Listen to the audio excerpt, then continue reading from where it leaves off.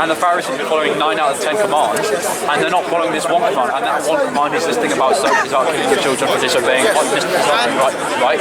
Then of course he's going to highlight that one command that they're not obeying, and that's the point. So was he expecting them? Was he expecting them to obey this command? That's the point we don't know. That's the question I'm asking you, because you seem to have analyzed everything except the question I'm asking you. I am answering. I'm answering. No, I asked you 3 times now. What is the point of Jesus reminding them of a command which they were not supposed to follow?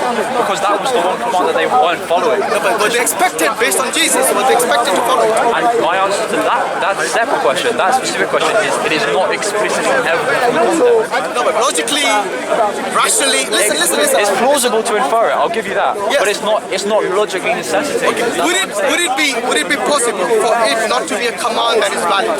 Yes. Would it be possible? Yes. Then would it be possible at the same time that Jesus is giving them a command which is already void? It's pointless for Jesus to point that out. Think about it. Okay, let me give an analogy. Imagine today we have the traffic law. Yes?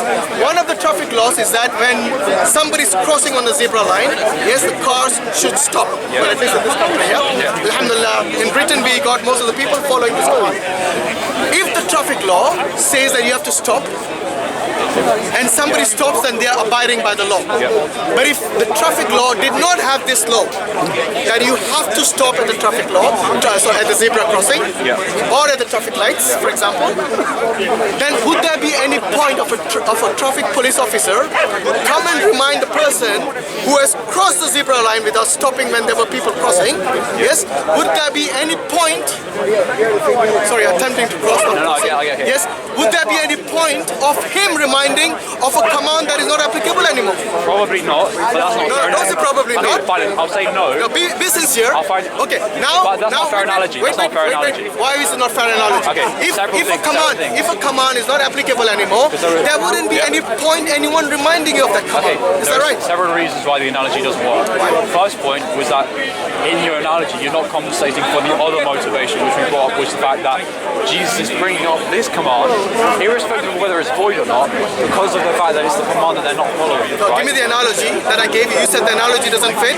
I want you to give me with the example of the analogy of the traffic law, why it is wrong. Are you saying people weren't following it anymore? No, the people were not following it because you addressed that point. You asked me a question, let me answer. The people were not following that law because it wasn't applicable anymore.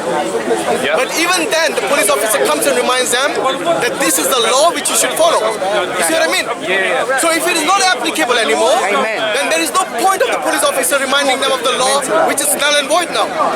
So Jesus telling them that this is a command of God, he didn't say this was the command of God. Jesus is telling them, why do you break the command of God for the sake of your tradition? You see what I mean?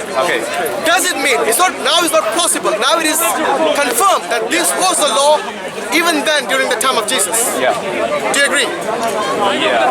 No, you're not very convincing there. Do you agree that Jesus? I'll explain why. There's somewhat of a confusion because you have the. Because earlier you said it's plausible, it's X, Y, and Z. I'm saying Jesus confirms it. I'm answering because of the fact that the Christian understanding of Jesus bringing in the new covenant sort of thing, right? And his not complete abolishment of the old covenant, but his instigation of the new covenant, Pauline idea, all that kind of stuff, right? For me, I haven't read enough to understand exactly.